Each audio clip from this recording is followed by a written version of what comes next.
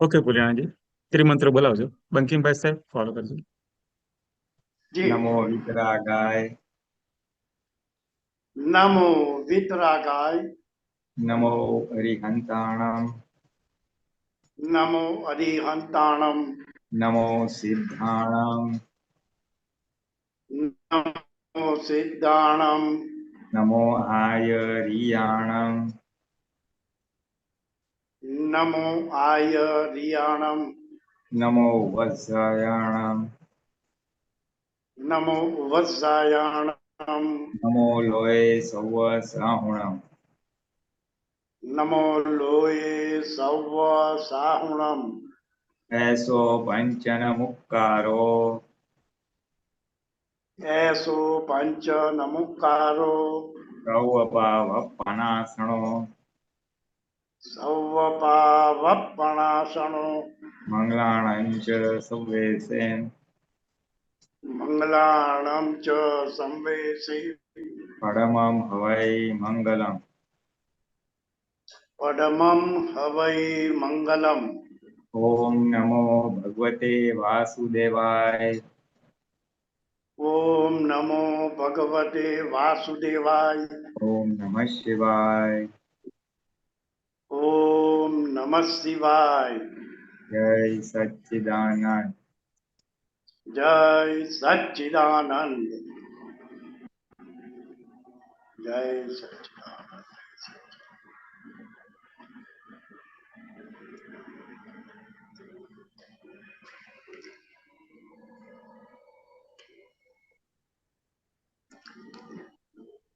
જય સચિન પુલિયાજી. બંકિમભાઈ સાહેબનો જ પ્રશ્નથી શરૂઆત કરી.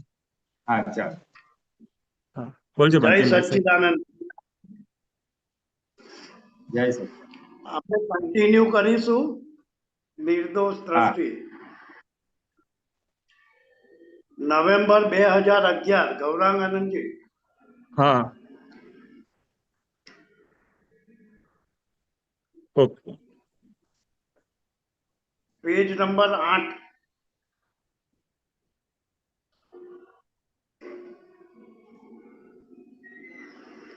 ઓકે. હા, Pulinanji, Jai Satchidanand. Before I start, I would like to recommend you that આપણે જ્યાં અટક્યા હતા ને તેના ઉપર ફર્ધર સત્સંગ થયો બુધવારે. ઓકે. મિનેશ આનંદજી, દીપક આનંદજી. એ ગુરુવારે. આ બુધવારે એ અપલોડ થયો છે. એ જરા જોઈ લેજો. બહુ બહુ ગજબનું ઇન્ટરેક્શન બે આપતા પુત્રો વચ્ચે સરસ થયું છે. આના આપણે જે ચર્ચા કરી ને ગયા શુક્રવારે એના ઉપર બહુ ગજબનું ઇન્ટરેક્શન છે. સરસ. It was just divine interaction between Deepak Anandji and Minesh Anandji. સારું. On Wednesday, Minesh Anandji was there. હા ભલે ભલે. Okay okay. Thank you. Okay okay. Title છે ગૌરાંગ આનંદજી તો થયું જ્ઞાન સિદ્ધ.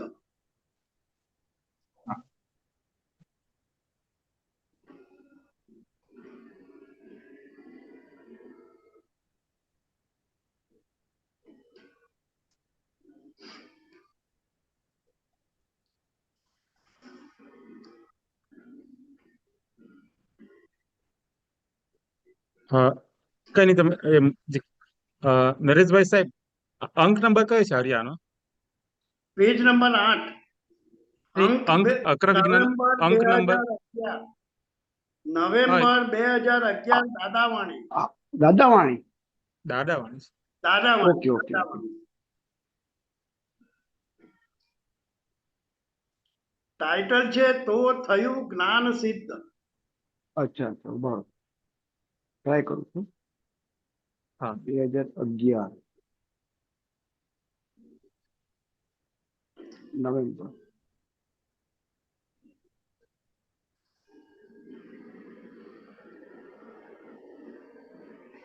હા, પેજ નંબર 8.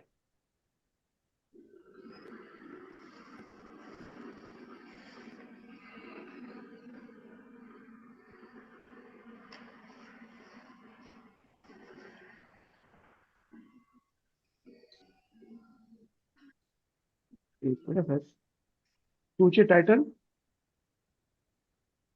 તો થયું હા, જ્ઞાન મળ્યું સિદ્ધ. મળ્યું સાહેબ, મળ્યું. એક જ મિનિટ સાહેબ. હાજી હાજી.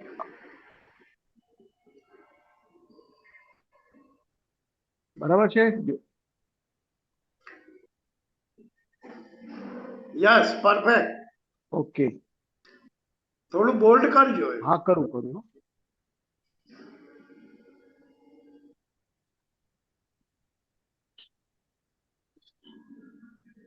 એક મિનિટ. આ જરા ટ્રાય કરું છું, એક મિનિટ. મોટું કેવા વંચાતું નથી. ઉભા રહેજો, બોલ્ડ કરીને લાવું છું.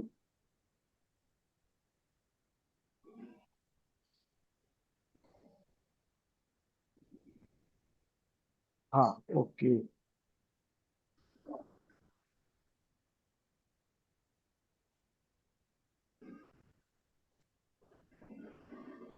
Okay, enough. હા, જરા બેટર છે. ઓકે. હા, એ તો કરજો ને તો પછી ચલાવશું. ના, હું ટ્રાય કરું છું. હમણાં ચલાવો ત્યાં સુધી હું ટ્રાય કરું. હા હા હા, ચાલો. હા, આ તો આપણે સ્ટાર્ટ કરીએ. હેડિંગ છે તો થયું જ્ઞાન સિદ્ધ. હા, very good, this is good. આપે કહ્યું કે જગતને દોષિત જોવું નહીં, પણ જગત દોષિત છે જ નહીં. બસ. હા, પણ જગત દોષિત તો છે જ નહીં, તો એ સંજોગોને આધીન છે, તો પછી એને જોવાનો પ્રશ્ન જ ક્યાં ઊભો? સ્ક્રોલ કરજો.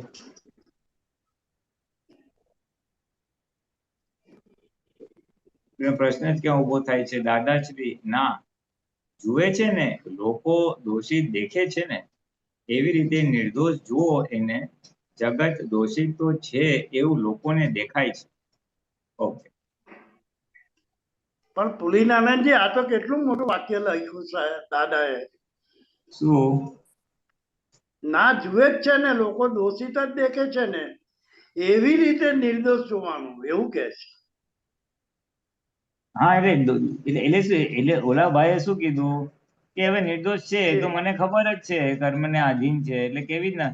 તો કે લોકોને દોષિત દેખાય છે એટલે છે ને, જેની પાસે આત્મદ્રષ્ટિ નથી ને, એને તો કરતા પણ હા, દેખાય ને. હું કરું છું ને એ કરે છે, તે રાઈટ. લોકોને દોષિત દેખાય છે. પ્રશ્ન એટલે રિલેટિવ વ્યૂ પોઈન્ટ થી દોષિત જ નોય, નિર્દોષ જોવાનું રહે ને. દાદાશ્રી, રિલેટિવ એટલે જગત. જગતનો અર્થ જ રિલેટિવ. એ આ બધું રિલેટિવ છે ને, હજુ ક્યાં રિયલ થઈ ગયા છે? રિયલ તો આપણે શ્રદ્ધામાં બેઠું હજુ. રિયાલિટી ધીમે ધીમે ઉત્પન્ન થાય છે, એટલે બધું રિલેટિવ જ છે. એટલે આપણને ઢોલ મારતો હોય તે આપણને એ નિર્દોષ દેખાય ત્યારે જાણો કે આપણું જ્ઞાન સિદ્ધ થયું છે. આટલું જેટલું સિદ્ધ થાય એટલો એ પોતે છૂટ્યો. ઢોલ મારતી વખતે જુદું ગજવું કાપતો હોય તોય નિર્દોષ દેખાય. જેમ ભગવાન મહાવીરને એવું દેખાતું હતું, તમને જો એવું દેખાય તો મહાવીર થઈ જવાના. એટલે બધી દાદા આપણા માટે બી કે છે કે હજી તો તમને શ્રદ્ધામાં બેઠું છે. રાઈટ. હજી રિયાલિટી એટલે અનુભવમાં તો હજી ધીમે ધીમે આવશે. અનુભવ લક્ષ પ્રતીતિ બોલીએ છે ને, એટલે પ્રતીતિમાં બેઠું છે. લક્ષમાં થોડું ઘણું આવે છે અને અનુભવમાં તો હજી બાકી છે. એટલે બરાબર. રિયાલિટી શું કે છે, એટલે અનુભવમાં ક્યારે કહેવાય તો કે ઢોલ મારતો હોય એ આપણને એ નિર્દોષ રાઈટ. દેખાય ત્યારે જાણું કે આપણું જ્ઞાન સિદ્ધ થયું છે. આટલું એટલે આટલા પ્રમાણમાં આપણને અનુભવ થયો છે. એટલે રાઈટ. એટલા રાઈટ. પ્રમાણમાં પરફેક્ટ. પછી લખે છે ને, એટલે એટલા પ્રમાણમાં પોતે છૂટ્યો. એટલે આઈ થિંક આમાં પોઈન્ટ ઇઝ કે એટલા પ્રમાણમાં એટલું છૂટાપણું એને વર્તાય છે. નિર્દોષ તો ત્યારે ને ત્યારે ઓકે. જ દેખાય. નિર્દોષ તો ત્યારે ને ત્યારે જ દેખાય જ્યારે બુદ્ધિ ડખો કરતી ના હોય. હું પોતે મારી પ્રકૃતિથી છૂટો પડું તો મને આ જ્ઞાન હાજર રહે, જાગૃતિ રહે. અને વખતે બુદ્ધિ ડખો કરે પણ હું બુદ્ધિને જોઉં તો પણ એ આખું એટલું જ્ઞાન સિદ્ધ થયું કહેવાય. હમ. જેટલું સિદ્ધ થયો એટલો એ પોતે છૂટ્યો. See this is the most important. જેટલા અંશે જ્ઞાન સિદ્ધ થવું એટલે એટલો અનુભવ થવો, આત્મજ્ઞાનનો અનુભવ થવો. જેટલા અંશે આત્મજ્ઞાનનો અનુભવ થયો એટલે એટલો પોતે છૂટ્યો. એટલે પછી એક ઢોલ એટલા મારતી આવરણ હત્યા એવું એટલા આવરણ હત્યા એવું કહી શકાય. હા, એટલા આવરણ ખસ્યા, બરાબર છે. એટલા આવરણ હત્યા હા, આપણા એટલા આવરણ હટ્યા, બરાબર છે. ઓકે ઓકે એટલા આવરણ હટ્યા. ઓકે આખું જગત લોકોને જ દોષ આપે છે આવી રીતે. દેખે એને કહે કે આણે મને આમ કર્યું, આણે મને આમ કર્યું, આણે મને આમ કર્યું, કોઈ દોષિત છે જ નહીં. હવે એક જગ્યાએ મેં જોયેલું, વાંચેલું, દાદા ભગવાન કે તમે આ બોલાવો એનો વાંધો નહીં, પણ તમારી શ્રદ્ધામાં એવું ના હોવું જોઈએ. વ્યવહારથી કોઈ પૂછે ને તમે બોલો, સુપરફ્લુઅસ તમે બોલો તો વાંધો નથી, પણ અંદર અંદર તમને એને અકર્તા કે નિર્દોષ દેખાવું જોઈએ. અને પછી તો અંદર સોલિડ થઈ ગયું ને તો એટલે પછી વાણીમાંય ના આવે. ને ત્યાં પુરુષાર્થ રહ્યો મહાત્માનો. હા, ત્યાં પુરુષાર્થ રહ્યો. અરે બહુ મોટો પુરુષાર્થ છે, કઈ નાની વસ્તુ નથી. આ સામાન્ય અકર્તા જોવું is not a small thing. એટલે નિર્દોષ જોવું એ સ્મોલ નાની વસ્તુ નથી. આ જે દોષિત દેખાય છે ને તે ભ્રાંતિથી દેખાય છે. પોતે જો વિચાર કરે તો મારા કર્મનો ઉદય જ આ મને ગાળ ભાંડે છે, પણ એ ભૂલી જાય છે એ વખતે, એટલે એનો દોષ દેખાવાનો. બસ એટલે મહાત્માની આ પરિસ્થિતિ બતાવે છે. જ્યારે વ્યવહાર બને છે, તે ગાળ આપે છે, ત્યારે એ જાગૃતિ રહેતી નથી, ત્યારે ભૂલી જાય છે. અને જાગૃતિ હોય તો પાછળથી આવે છે ખરું, મહાત્માઓને પાછળથી આવે છે ખરું. એટલે પાછળથી આવે છે. જેટલા અંશે હા પાછળથી આવે રીસેટ કરી નાખે છે. એટલે ફર્સ્ટ સ્ટેપમાં એવું થશે અને સેકન્ડ સ્ટેપમાં રીસેટ કરવું નહીં પડે. પરફેક્ટ. બરાબર. સેકન્ડ સ્ટેપમાં રીસેટ કરવું નહીં પડે. ત્યારે ઘટના બનતી વખતે જ પ્રજ્ઞા કહેશે નિર્દોષ છે. એટલે રાઈટ બુદ્ધિ અને રાઈટ પ્રજ્ઞા ટકાટક ત્યાં જ ન્યુટ્રલાઇઝ થઈ જશે. બુદ્ધિને ફ્રેક્ચર કરી નાખશે. Right right. હા, બુદ્ધિ એક બાજુ જરાક ઊભી થઈ તો તરત જ પ્રજ્ઞા એને પૂરું કરી નાખશે. અને કદાચ જાગ્રત હોય તો બુદ્ધિ ઊભી એના. સરસ. ઓકે. દોષ દ્રષ્ટિ આગળ રાખજો. હજી કેમ કાઢી નાખ્યું હા, નરેશભાઈ? સોરી. હા હા, વાંધો. સ્ક્રોલ કરજો ઉપર. દોષ દ્રષ્ટિ નીકળી જાય તો નિર્દોષ દેખાય. કોઈએ આપણને ગાળ દીધી હોય તો આપણે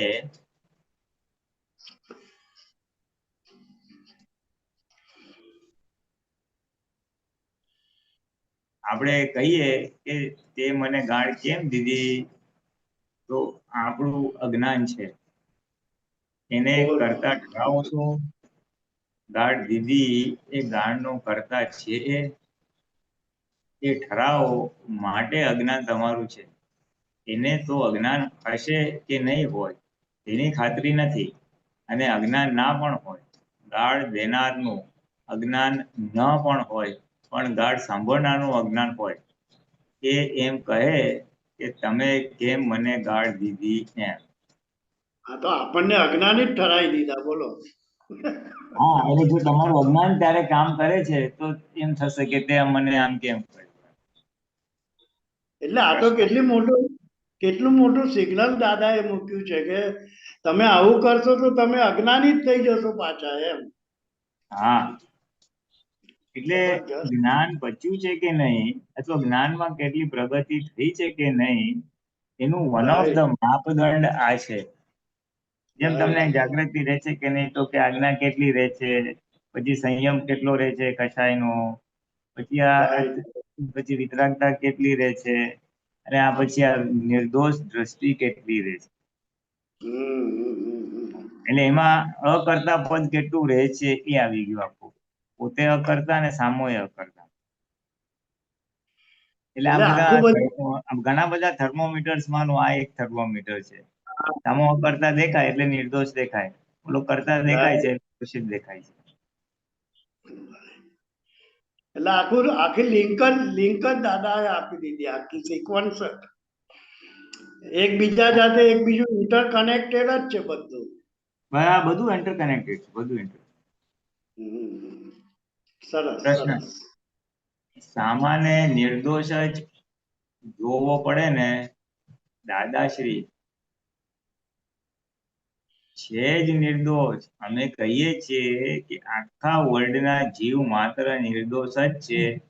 તારા દોષે કરીને દોષિત દેખાય છે, તારે દ્રષ્ટિ દોષ છે, દર્શનનો દોષ છે. દર્શનનો દોષ નીકળી જાય એટલે નિર્દોષ જ દેખાય. દર્શનનો દોષ નીકળી જાય એટલે નિર્દોષ જ દેખાય. શરીરના દોષનો વાંધો નહીં. આ તો તમે કોકને ધોલ મારો તેનો વાંધો નથી. દ્રષ્ટિનો દોષ છે તેનો વાંધો છે. તમે ધોલ મારો એ દ્રષ્ટિનો દોષ નથી, એ તો એક મિકેનિકલ ક્રિયા છે. અને તને જગતે એક્સેપ્ટ કરી દીધું છે કે આ આચાર મુખ્ય વસ્તુ છે. આલ્યા મિકેનિકલ ક્રિયા શું આચાર કહો છો તે? ઢોલ ના મારવી હોય તોય મારી દેવાય કે ના મારી દેવાય? પછી પસ્તાવો કરે કે મારે નહોતી મારવી તોય મરાઈ જાય. એ મિકેનિકલ ક્રિયા છે એટલે દ્રષ્ટિનો દોષ ના રહેવો જોઈએ. આ દોષ મિકેનિકલ દોષ રહે. વર્તનમાં દોષનો વાંધો નથી, પણ દ્રષ્ટિ દોષ ના રહેવો જોઈએ. એથી અમે કહ્યું ને વર્તન તો બધું ડિસ્ચાર્જ છે, દ્રષ્ટિ દોષ ના રહેવો જોઈએ કે તે મને કેમ નુકસાન કર્યું. ત્યાંથી આપણે જાણીએ કે આનામાં હજી દ્રષ્ટિ દોષ ગયો નથી. હવે એને દ્રષ્ટિ દોષ ના ગયો હોય તો એને પાછું હું કહું કે તું આવું કેમ બોલ્યો, એટલે મારો દ્રષ્ટિ દોષ ગયો નથી એટલે હું બોલું જ નહીં ને. પેલાએ તો દ્રષ્ટિનો દોષ એનો દેખાડ્યો, પણ પાછું એને મારો દોષ દેખાડું દ્રષ્ટિનો હોય. એટલે આ એક સરસ પોઈન્ટ કે છે કે વર્તન છે ને મિકેનિકલ ક્રિયા છે. વર્તન વાણી બધું આવી ગયું એમાં. એટલે એ ના જોતા પણ તમે કયા વ્યૂ પોઈન્ટ થી તમારો દોષ છે એ ખાસ જોજો. આ બીજી વાત બહુ સરસ કરી દાદાએ, કે એને તો હું એવું કહું છું કે તે આ ખોટું કર્યું. હું પાછો મારો બી દ્રષ્ટિ દોષ ખુલ્લો કરું છું. એટલે એ તો કેટલી કેટલી બધી જાગૃતિ માંગે છે પુલિનાનંદજી. હા,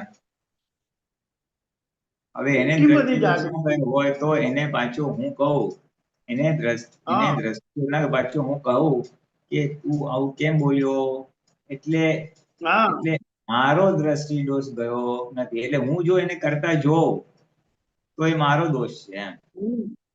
મને નથી કીધું છે બીજાને, એને દોષિત દેખાય છે. બીજાને પછી હું એને કહું કે ને તું કેમ આમ બોલ્યો, હું એને justify કરવા દઉં છું. તો એ કે એ મારો દ્રષ્ટિ દોષ છે કે હું એને બોલનાર તરીકે જોઉં છું એમ. કારણ કે એ હું હા જેને કહું છું એ પોતે ઉદયકરણને આધીન છે.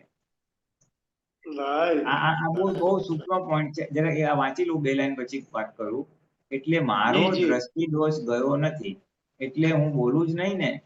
પેલાએ તો દ્રષ્ટિનો દોષ એનો દેખાડ્યો, પણ પાછું એને મારો દેખાડું દ્રષ્ટિનો દોષ. આ સમજાય એવી વાત છે. આ બહુ જ સટલ પોઈન્ટ છે, બહુ સટલ પોઈન્ટ છે. એટલે દાદા કે એક વ્યક્તિ છે એ બોલે છે કે હમ. દાદા ઓલાએ મારું આવું નુકસાન કર્યું. ઇન્ડિપેન્ડન્ટલી બોલે છે. હવે ઇન્ડિપેન્ડન્ટલી બોલે છે તો એનો દ્રષ્ટિ દોષ હજી ગયો નથી, કારણ કે એને સામો કરતા દેખાય છે. એની દ્રષ્ટિમાં એને સામો કરતા દેખાય છે. પછી દાદાને આમ right. કે દાદા આ માની સાથે આમ કર્યું.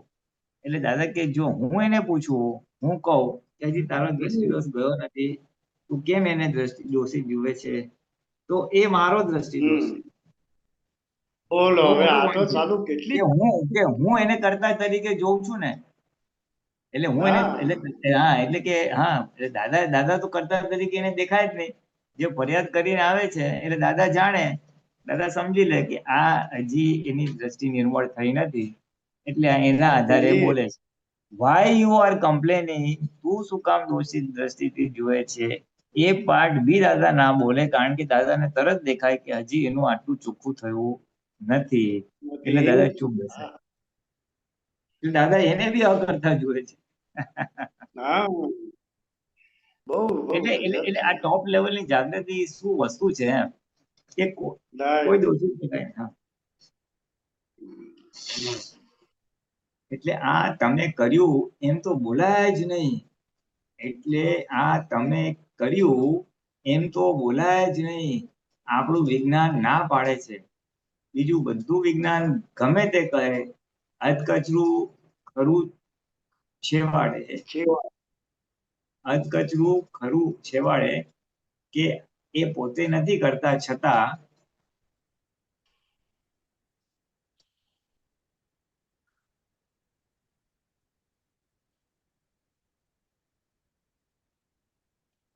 છતાં સામાન્ય કરતા ઠરાવે છે.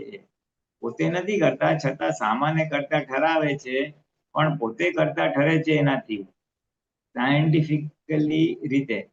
સામાન્ય કરતા ઠરાવો તો સાયન્ટિફિક રીતે પોતે કરતા જ ઠરે છે. આ એક બીજો ફોડ આપે છે, જો તમે બીજાને કરતા જુઓ તો તમે કરતા થઈ જ ગયા, અને પોતે કરતા પદમાં હોય એટલે સામાન્ય કરતા દેખાય દેખાય ને દેખાય.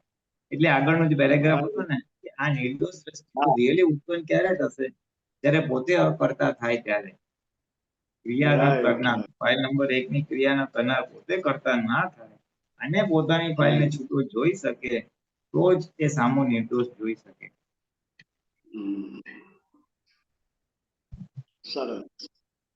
પ્રશ્ન કરતા પોતે કરતા નથી અને સામૂહિક કરતા નથી એવું જ્યારે બેસી જાય, દાદાશ્રી હું હું તું ને તે કરતા નથી, કરોમી કરોસી અને કરોતી.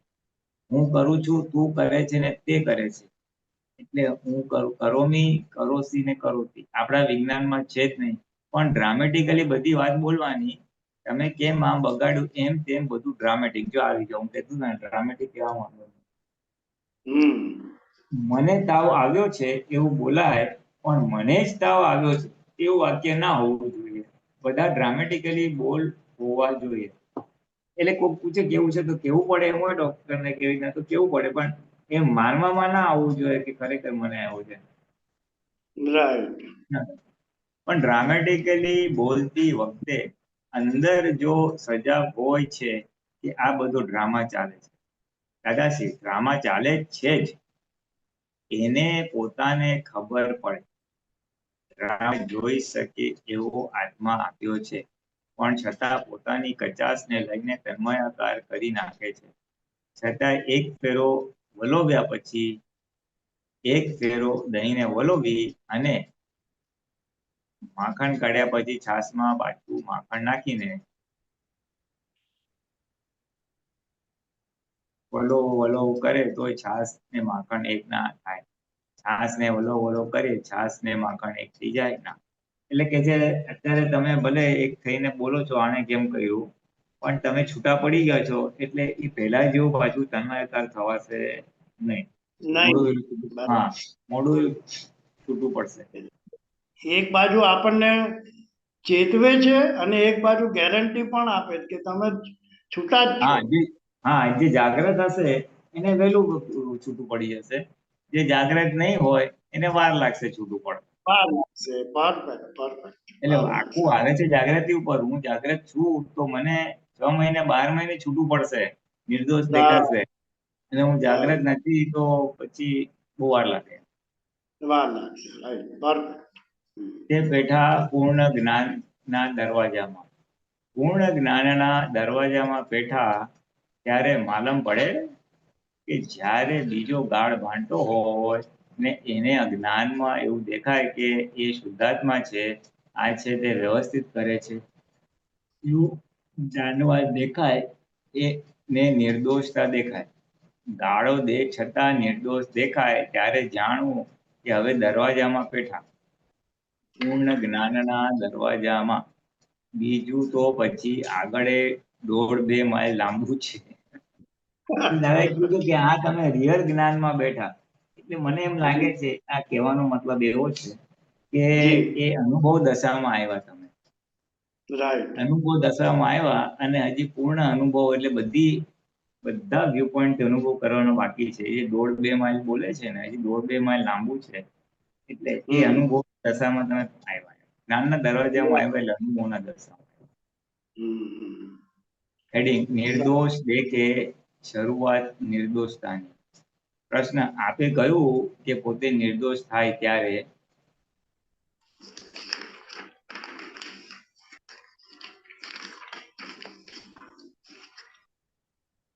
પછી જગત નિર્દોષ દેખાય. એવું ના થઈ શકે કે જ્યારે બધા નિર્દોષ દેખાય ત્યારે પોતે નિર્દોષ થાય. દાદાશ્રી, એવું કોઈ દાડો ના થાય. બહારનો નિર્દોષ થાય નહીં ને દાડો વળે નહીં. એટલે પેલા કોઈને નિર્દોષ દેખાઈ શકાય જ નહીં. દાદાશ્રી, હા. પ્રશ્ન, નિર્દોષ દેખાય, નિર્દોષ થાય નહીં. પોતાને બીજો નિર્દોષ દેખાય, આપણને બીજી માણસ નિર્દોષ દેખાય ત્યારે આપણા દોષ દેખાય. દાદાશ્રી, હા. એટલે પોતાના દોષ દેખાય એ શરૂઆત થાય. એટલે હવે આમાં શું કહે છે, તમને નિર્દોષ દેખાવાનું શરૂ થયું એટલે પોતાના દોષ દેખાવાના શરૂ થાય. It's a point.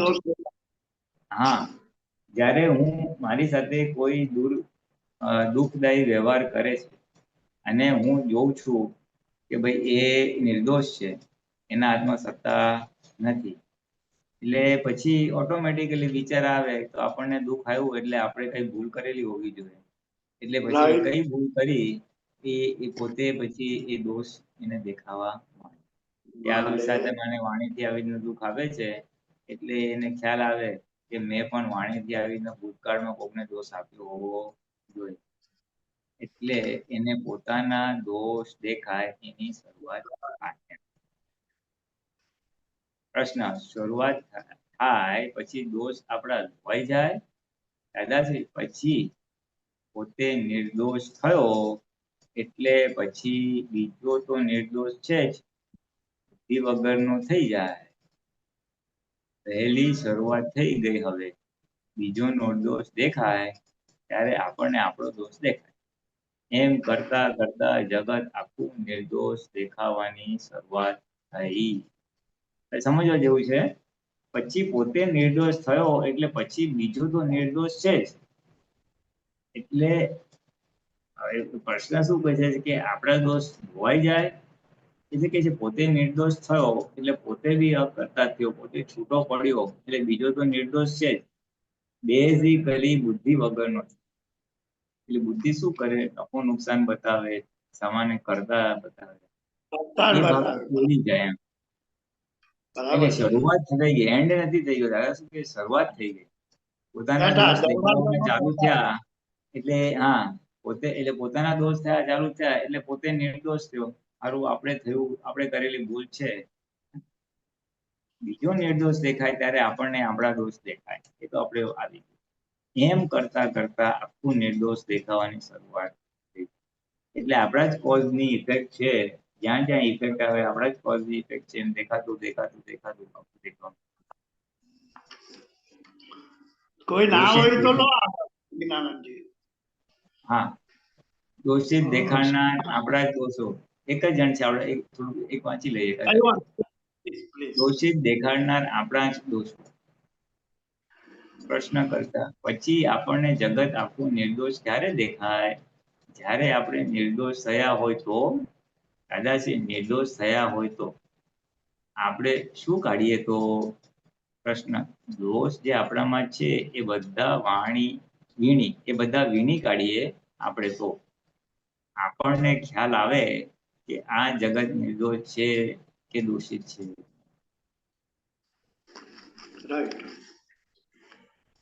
હા, એટલે આપણા દોષોને લઈને આપણા દોષો જ દેખાડે છે કે આ દોષિત છે. આઈ રિપીટ, આપણા દોષોને લઈને આપણા દોષો દેખાડે છે કે આ દોષિત છે. આપણામાં જ્યારે દોષ નહીં હોય ત્યારે દોષિત કોઈ દેખાશે જ નહીં. દેખાડનારા આપણા દોષ જ છે. એટલે મને નથી દેખાડતા એટલે મને લાગ્યું કે જગત નિર્દોષ છે, અને હું તમને કહું છું પહેલેથી કે જવાબ જાણી રાખજો તો સારું. કારણ કે ગણતા ગણતા પણ હિસાબ જવાબ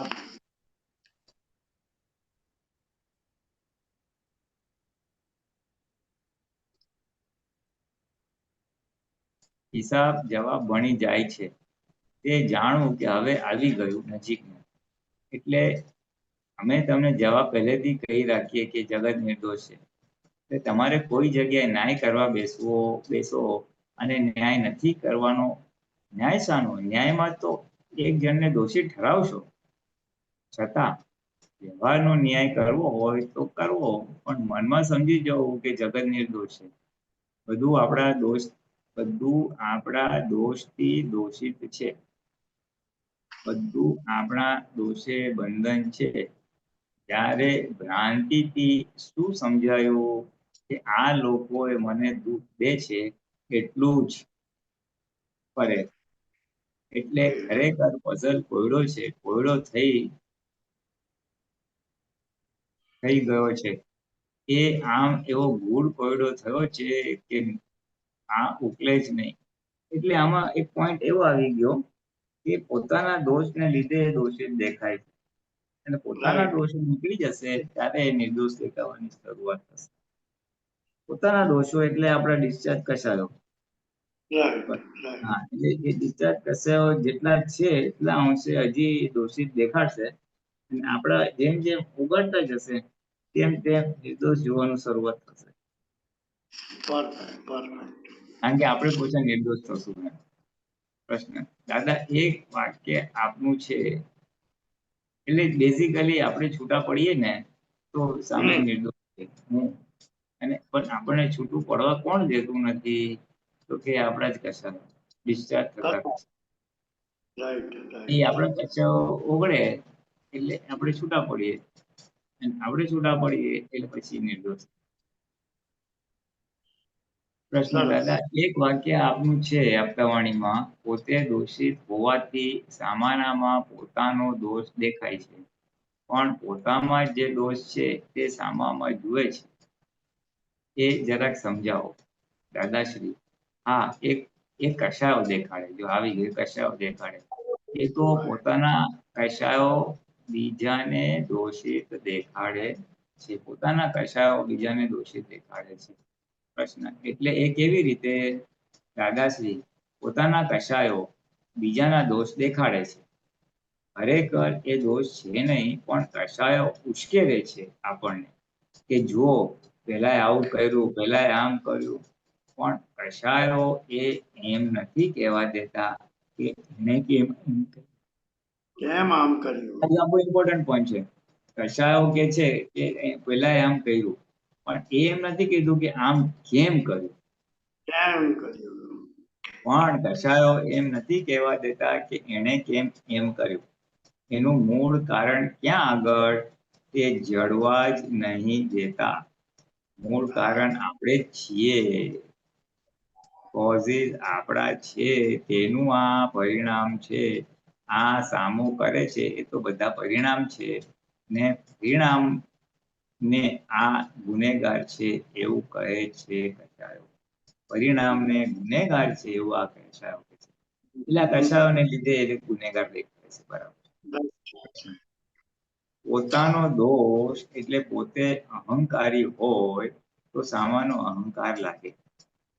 પોતાના દોષ એટલે પોતે અહંકારી હોય તો સામાનો અહંકાર લાગે. મારામાં ક્રોધ હોય તો સામાનો ક્રોધ લાગે. મારામાં લોભ હોય તે સામાનો લોભ લાગે. એમ દાદાશ્રી, એ તો સ્વાભાવિક વસ્તુ છે.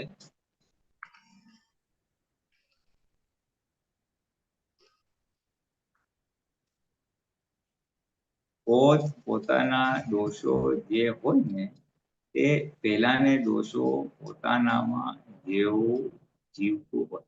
પોતપોતાના દોષ જે હોય ને તે પેલાને દોષો પોતપોતાનામાં જેવું જીવતું હોય. પ્રશ્ન: પણ મારામાં નથી એમ એને શેનામાં અને મારામાં નથી એમ અને શેનામાં છે? દાદાશ્રી પોતે ચોર હોય તો પેલાને ચોર લાગ્યા કરે બધા, તે ચોર હોય તો પેલાને ચોર લાગ્યા કરે બધા. એ કેવી રીતે પણ દાદાશ્રી? એ તો એક વ્યવહારિક વસ્તુ છે, એ ખરેખર એક્ઝેક્ટલી નથી વસ્તુ. કેટલાકને તો પોતે ચોર ના હોય છતાં બીજા ચોર લાગતા હોય, એટલે એ વ્યવહારિક વસ્તુ છે, પણ ખરેખર એનો પડઘો પડે છે. પડઘો ખરો ને દાદાશ્રી, પડઘો પડે છે. એ જો પોતાનામાં દોષ હોય તો જ પેલા સામાનો દોષ દેખાય, એવો પડઘો પડે છે. એ વાત સાચી છે, પણ બુદ્ધિશાળીઓ ફેરવી નાખે છે પ્રશ્ન. હા, એ બને.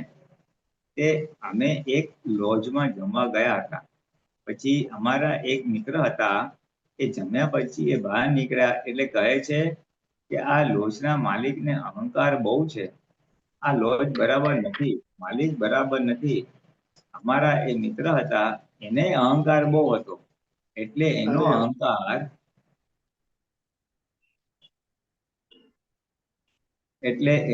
અહંકાર પેલા સંતોષ્યો નહીં. એટલે એ કહે કે પહેલાનામાં અહંકાર બહુ છે. એટલે મેં કીધું કે તમારો બરાબર ભાવ ના પૂછ્યો, આપ શાક લેશો કે દાળ લેશો, એટલે અપમાન થવાથી સામાનું નેગેટિવ જુએ છે. એટલે એને ભાવ ના આપ્યો, માન ના આપ્યું, એટલે એને લાગ્યું કે ઓલો અહંકારી છે. દાદાશ્રી, ના એટલે આ એક સમજવા જેવું છે કે આપણામાં જે છે એ જ સામે રિફ્લેક્ટ થાય છે એમ. હા, આપણામાં જે છે એ સામે રિફ્લેક્ટ થાય છે. એના પરથી આપણા ડિસ્ચાર્જ કસાયોને થોડીક જાગૃતિ રાખીએ તો બધા જ ઓળખાય એવા છે એવું કહેવા મને સમજાય છે. હા હા, બધા ઓળખાય એવા છે, બરાબર. સાચી વાત. આમ તો જ્યાં કઈ દુઃખ પડે ને સમજવાનું કોઈ કસાય કામ કરે છે. સરસ સરસ. એ તો સામાનો દોષ જુએ, જ્ઞાનીમાં દોષ પોતાનામાં નથી, એટલે દોષ કોઈનામાં દેખાય નહીં. કારણ કે કેટલી એ જે ગાળ ભાંડે છે એ એનો દોષ નથી, એ તો પરિણામ છે. એટલે જ્ઞાનીને દેખાય કે જે કરે છે એ પરિણામ છે. પરિણામ સ્ક્રોલ કરજો.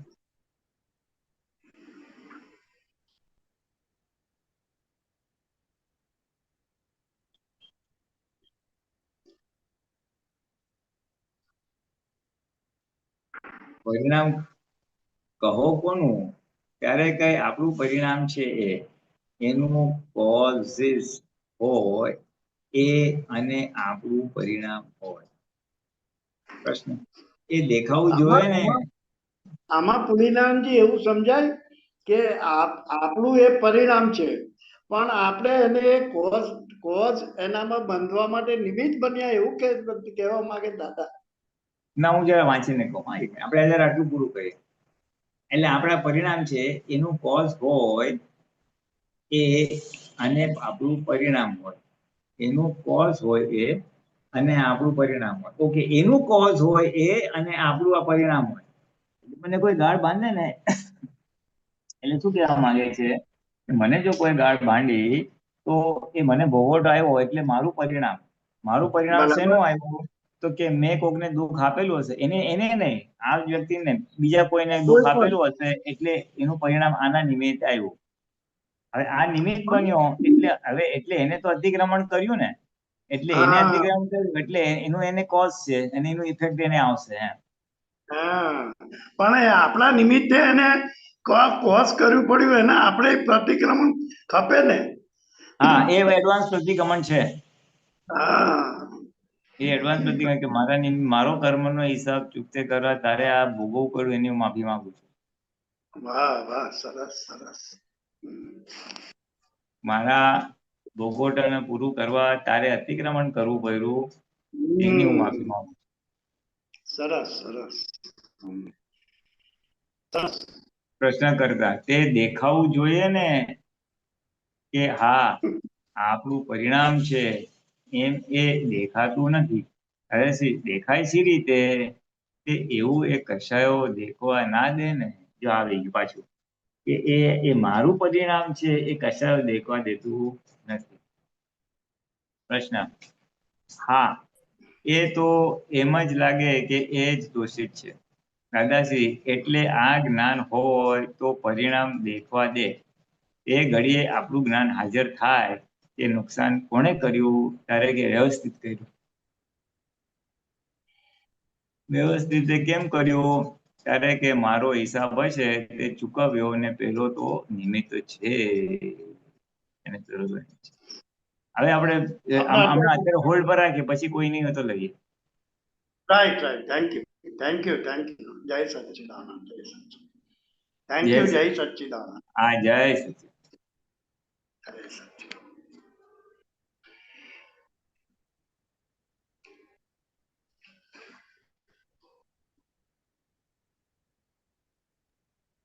સુધીરજી અનમ્યુટ કર્યું સાહેબ. જય સચ્ચિદાનંદ. जय सच्चिदानंद पुलिनंद जी, बहुत सरस હા, જય टॉपिक, સચ્ચિદાनंद. बहुत मतलब सरस टॉपिक। मेरे को पूरे के पूरा मेरे को लग रहा है। मेरा जो वीकनेस है, जैसा इसमें वर्णन किया हुआ है, एक्सप्लेन किया हुआ है, खुद को दोष निर्दोष देखता है, खुद को अकर्ता देखता है, सामने वालों को दोषित देखता है, करता दिखता है।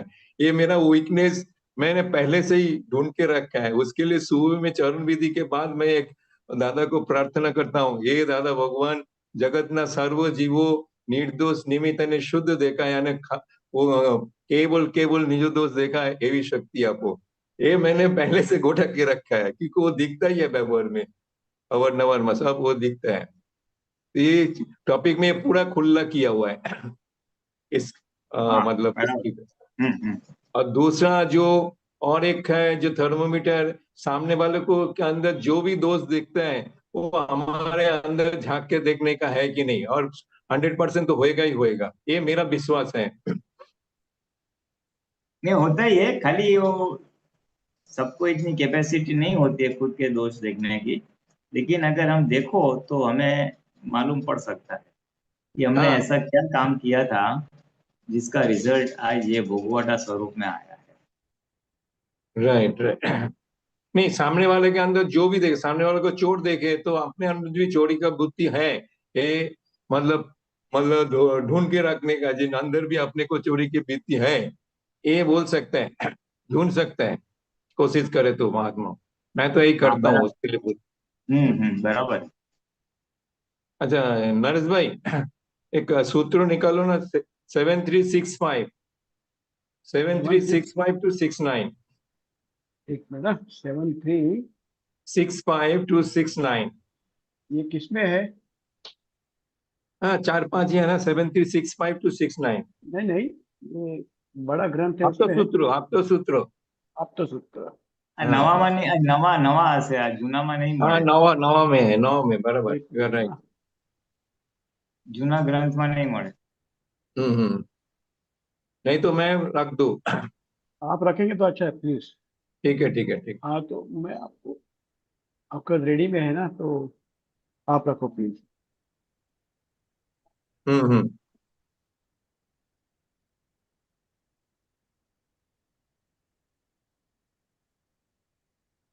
आया क्या? आ रहा है,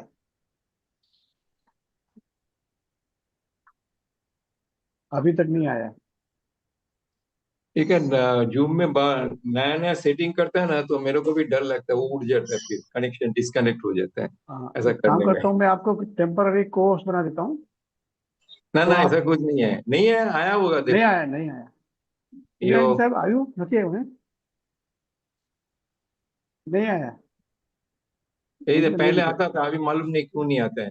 एक काम करो, मैं आपको टेम्पररी कोर्स बनाता हूँ। हम्म। नहीं, लेकिन मैं नहीं बना पाएगा, सॉरी, तो रंगा जी बना पाएंगे। छोड़ दो फिर, मैं वो पढ़ू मैं क्या? मैं ट्राई करता हूँ। 7365 to 69। ओके।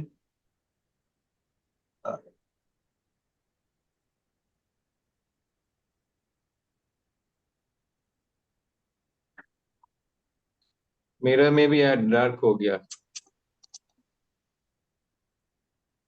ये मालूम नहीं क्या हो जाता है।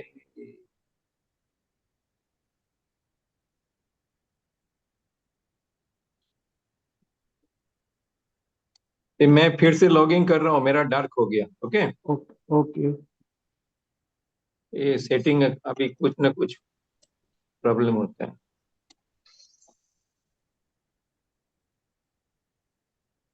हाँ, आप करो।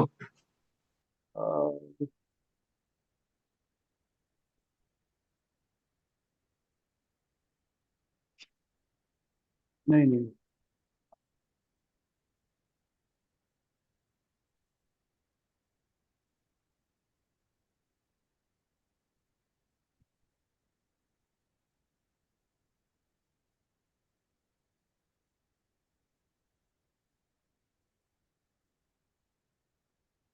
सॉरी, जरा मैं आउट ऑफ टच हूँ ना काफी टाइम से, इसलिए I am not able to find it. आप पढ़ो, मेरे ख्याल से आप बोलिए ना શોધો। सर। હા નરેશભાઈ તમે શોધો અને તમે વાંચો। ओके, સુધીરભાઈ આપ પढ़ो।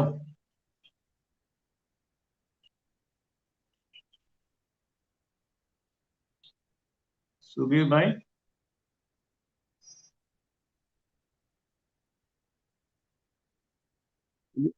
you are muted, you are muted। एक मिनट ना, एक मिनट। अनम्यूट करो साहब, सुधीर जी अनम्यूट कीजिए।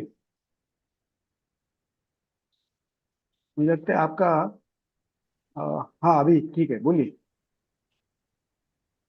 बोलिए बोलिए। बोलिए। सुधीर जी ने वापस उसको लगता है लॉग इन करना पड़ेगा। મને ઓલું મળી ગયું। ચલો ત્યાં સુધી રેખા पे લઈ લે હાલો। हाँ, रेखा बेन अनम्यूट कर दो। रेखा बेन,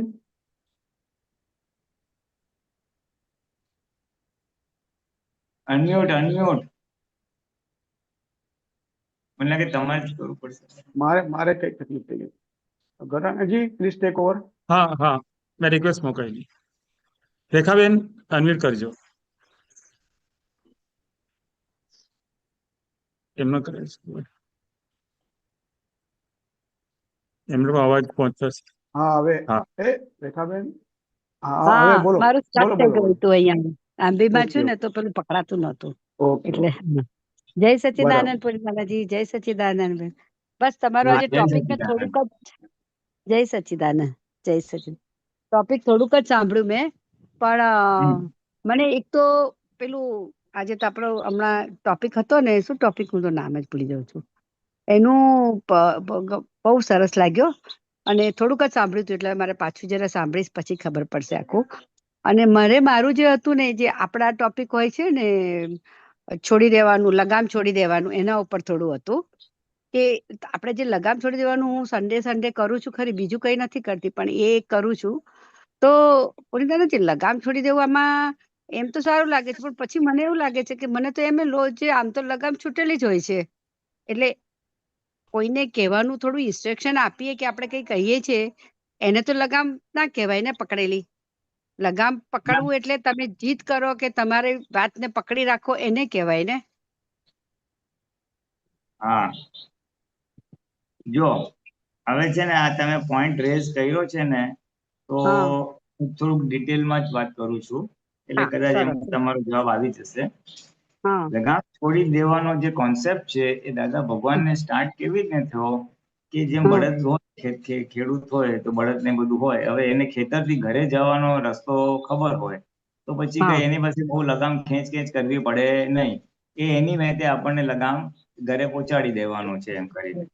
નહીંતર અહંકારી હોય ને તો સ્લોપિંગમાં લગામ ખેંચશે અને જયારે ચડવાનું ના નહીં, સ્લોપિંગમાં ઓલી લગામ હોય તો છોડી દેશે અને ઉપર ચડવાનું ત્યારે લગામ ખેંચશે, એ અહંકાર ડખો કરશે એમ। પણ જો હા બળદિયા કેમ એમને એમ પહોંચી જાય ને લગામ છોડી દો તો એવું।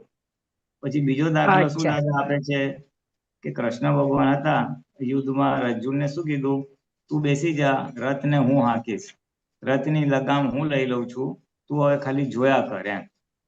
હા એટલે જેવી રીતે કૃષ્ણ ભગવાનને અર્જુને લગામ સોંપી દીધી હતી અને એ ખાલી જોયા કરતો હતો કૃષ્ણ ભગવાન કઈ રીતે લગામ હાંકે છે, એવી રીતે આપણે આપણી 5 જ્ઞાનેન્દ્રિયો 5 કર્મેન્દ્રિયોની લગામ સવારના પોરમાં ઉઠી અને દાદાને સોંપી દેવાની કે હે દાદા ભગવાન, આ લગામ તમને સોંપી, અને પછી જ્ઞાતા પદમાં બેસી જવાનું. એટલે આજે શું બને છે એ જોયા કરવું, કરતા પદ આખો નીકળી જવો જોઈએ. એટલે હું કરું છું એ કરવાનું બધું છે, કરતા પદ નીકળી જવું એટલે હું કરું છું એ ભાન નીકળી જાય અને જ્ઞાતા પદમાં આવી જાય. અને ફાઇલ નંબર 1 શું શું કરે છે, આજે ફાઇલ નંબર 1 ને કેવા કેવા સંયોગો ભેગા થાય છે, એમાં એનું શું એક્શન રિએક્શન આવે છે એ જોવું, એ રિયલી સ્પીકિંગ લગામ છોડી દેવું કહેવાય. બહુ સરસ. પોતે સાંભળી રાખવું વચ્ચે હા, લગામ બોલો બોલો.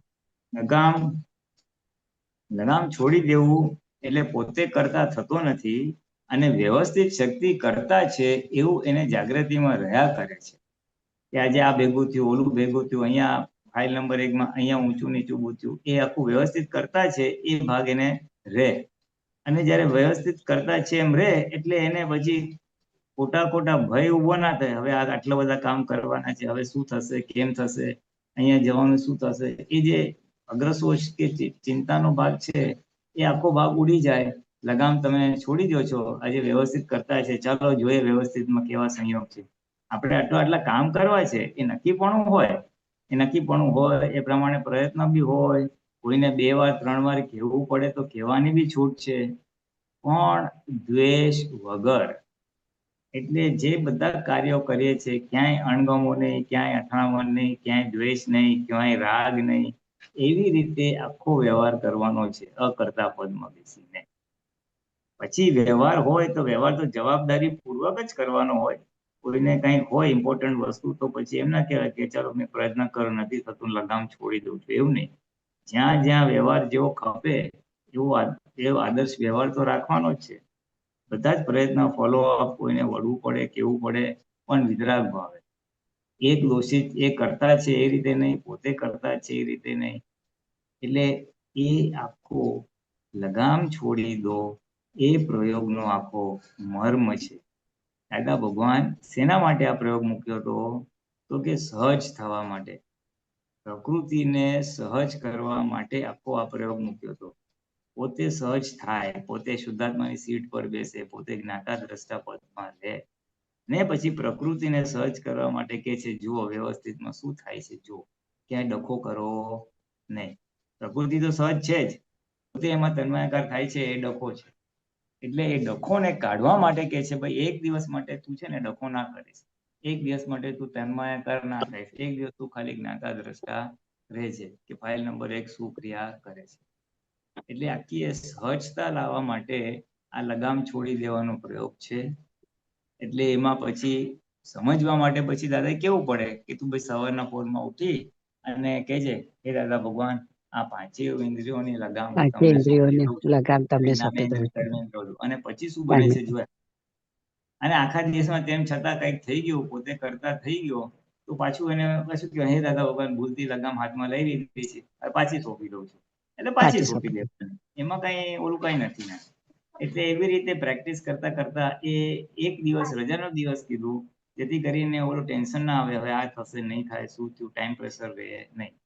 એટલે એ કરતા કરતા એને કોન્ફિડન્સ આવે, એને વિશ્વાસ બેસે કે ના વ્યવસ્થિત કરતા છે અને લગામ છોડી દેવાથી ફાયદો થાય છે. એટલે પછી આગળ જતા બીજા દિવસે ગમે ત્યારે બી ભવિષ્યમાં એ લગામ છોડતો પછી કાયમ માટે છૂટી જાય એ સ્ટેજ સુધી પહોંચવાનું છે.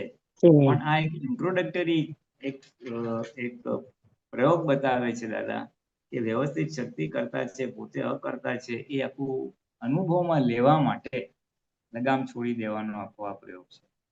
એટલે ક્રિયા બધી કરશે ફાઇલ નંબર 1, પણ વિતરાગ ભાવે, દ્વેષ રહિત. એટલે એનાથી શું થાય કે ચિંતા જતી રહે, ભય જતા રહે, સંકોચ જતો રહે, શું થશે, કેમ થશે, બધું સહજ ભાવે થયા જ કરે. પ્રકૃતિ સહજ ભાવે ઉકલ્યા કરે અને પોતે જોયા કરે. એ આખો લગામ છોડી દેવાનો મર્મ છે. આ રીતે છે બહુ સહેલું, પણ પ્રોપરલી સમજાય તો, અને સમજાય અને પ્રોપરલી સમજણ પૂર્વક કરે તો બહુ નિરાકુરતા બી રહે, બહુ આનંદ બી રહે, અને લાગે કે આપણે ખરેખર વ્યવસ્થિત છે અને કેવી રીતે કામ કરે છે એ ઓબ્ઝર્વેશનમાં આવે, આપણા નિરીક્ષણમાં આવે કે કેવા કેવા સંજોગ ભેગા થવાથી, અનુકૂળ સંજોગ ભેગા થવાથી કામ સફળ થાય છે, એકાદ સંજોગો ખૂટતો હોય તો કામ નિષ્ફળ થાય છે. એટલે કોઈ કરતા દેખાય નહીં, માણસ સામેનો કરતા દેખાય નહીં અને નિર્દોષ દેખાય એટલે વ્યવસ્થિત કરતા થયું એટલે નિર્દોષ દેખાય, નિર્દોષ દેખાય એટલે કેટલો બધો આનંદ ઉત્પન્ન થાય, કેટલો દ્વેષ ઉત્પન્ન થાય. એટલે પોતાની સીટ જે શુદ્ધાત્માની જ્ઞાતા દ્રષ્ટાની છે એ સીટ પર રહે એટલે સીટ પર રહેવાથી, જ્ઞાતા દ્રષ્ટા રહેવાથી આનંદ ઉત્પન્ન થાય થાય ને થાય, ડિફોલ્ટમાં આનંદ ઉત્પન્ન થાય.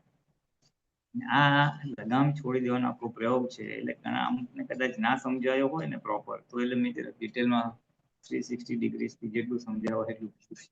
હવે તમારો પ્રશ્ન કે ના બસ મને બહુ મજા આવી, કારણ કે મને તો છે ને પેલું લગામ છોડી દેવાથી આમ બધું ભાર લાગતું હતું.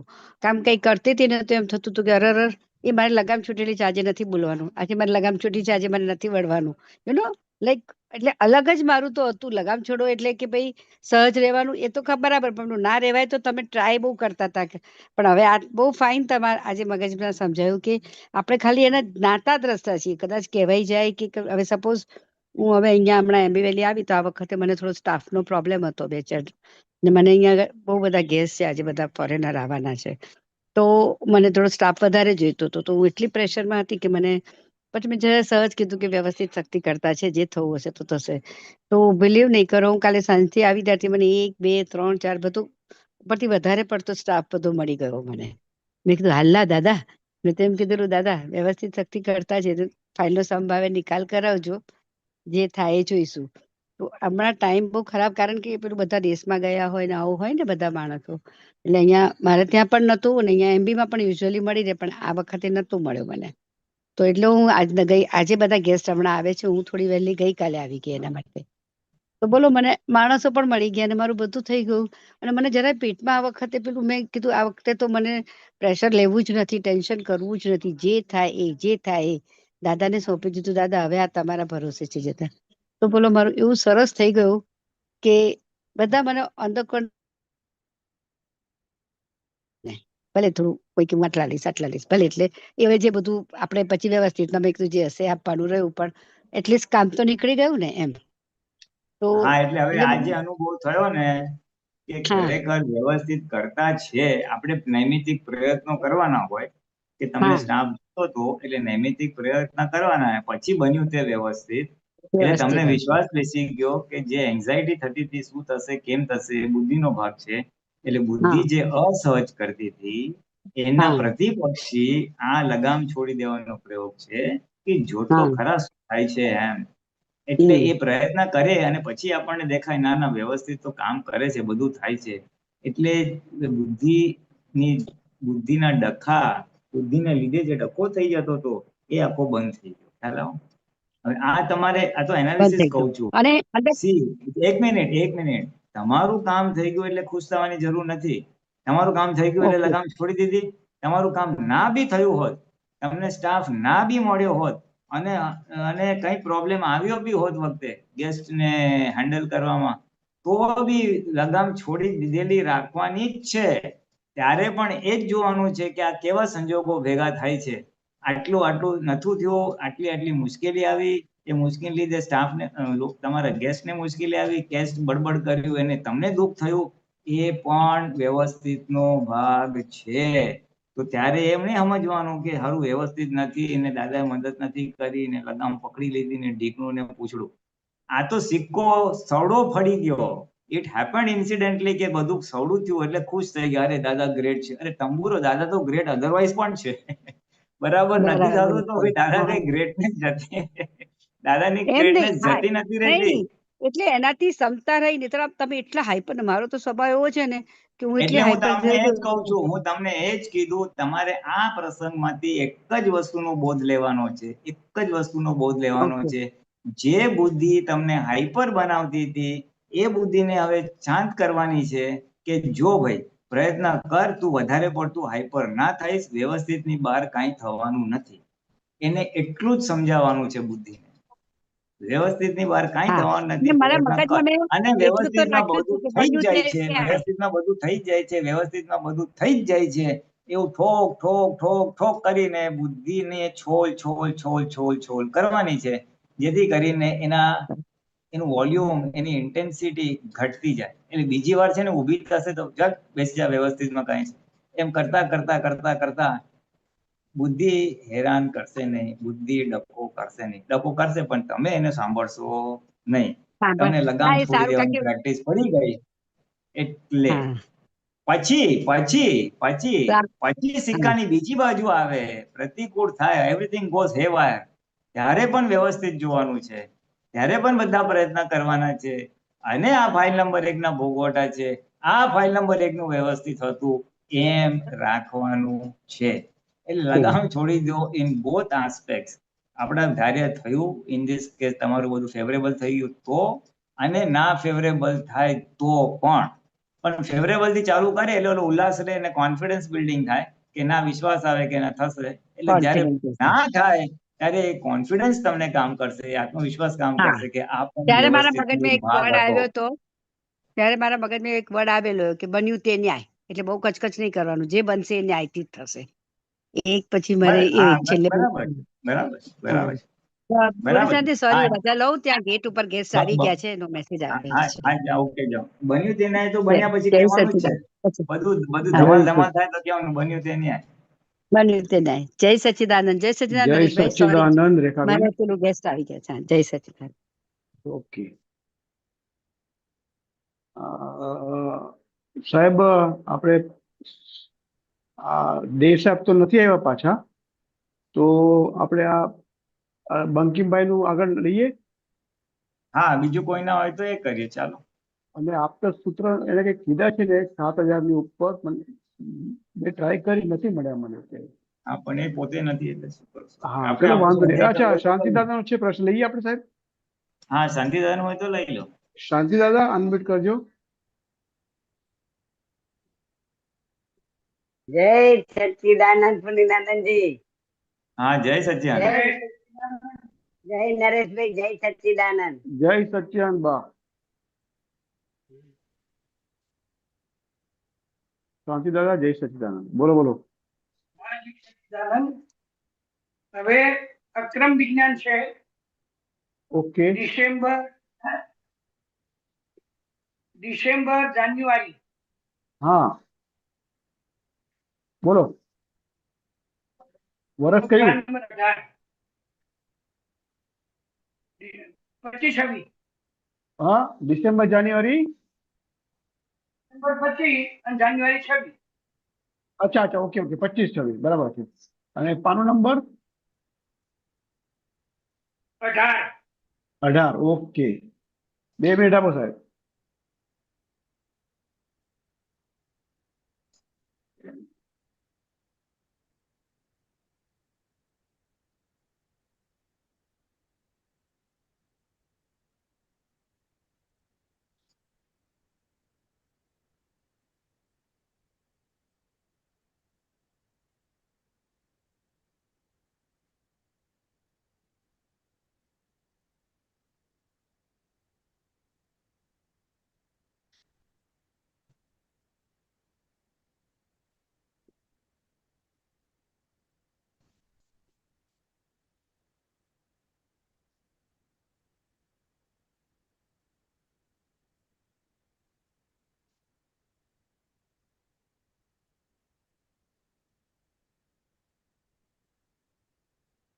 હા, એક જ મિનિટ.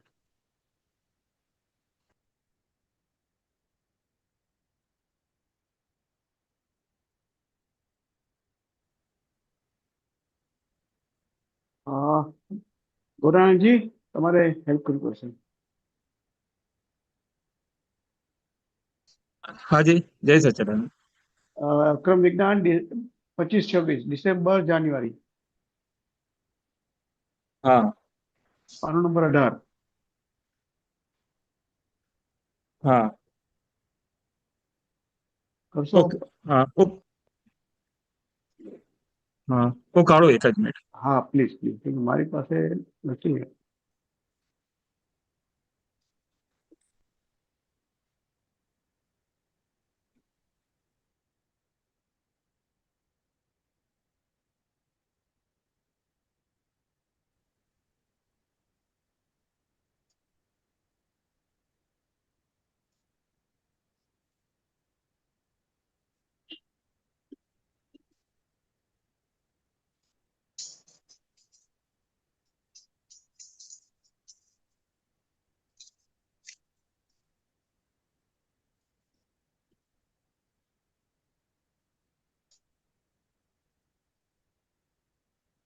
કઈ નહીં જે રીડ કરજો ને પછી વાર લાગે તો હા, શાંતિ તમે દાદા વાંચો, શાંતિ તમે કાકા શાંતિ દાદા વાંચો. હા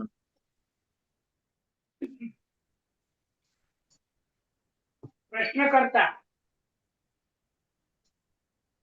દાદા જે એ ગુફામાં સ્થિર થઈ ગયો એને શરીરની કોઈ પણ સ્થિતિમાં કોઈ રીતે કોઈ અસર જ ન હોય. પ્રશ્ન પૂછું દાદાને. દાદા કે છે બધી સ્થિતિને એ જાણ્યા જ કરે, એનો જાણવાનો જ ધર્મ, અને અસર થાય એટલો વેદવાનો ધર્મ એનો પોતાનો નથી. એટલે આમાં ને આમાં, દહીંમાં ને દૂધમાં બેઉ જગ્યાએ પગ હોય તે ઘડીએ વેદવું કહેવાય, અને એકલો દૂધમાં પગ હોય ત્યારે જાણ્યું કહેવાય.